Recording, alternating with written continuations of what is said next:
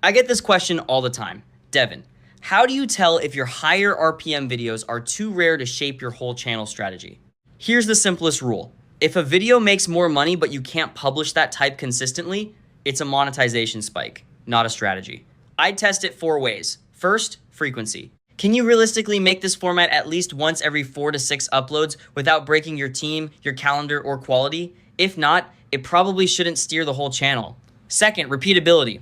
Could you name 8 to 10 more versions of that idea right now that the same audience would still click? One high RPM hit is interesting. A stack of adjacent ideas is strategic. Third, value per production hour. Don't look at RPM by itself. Look at RPM, views, conversion potential, and how long it takes to make. A rare video with high RPM can still be a worse business format than a lower RPM video you can ship every week. Fourth, spillover. Does that video grow your core audience email list or offer pipeline, or does it pull in a random audience that disappears after one upload? My operator take, let rare high RPM videos be tentpoles unless they pass all 4 tests.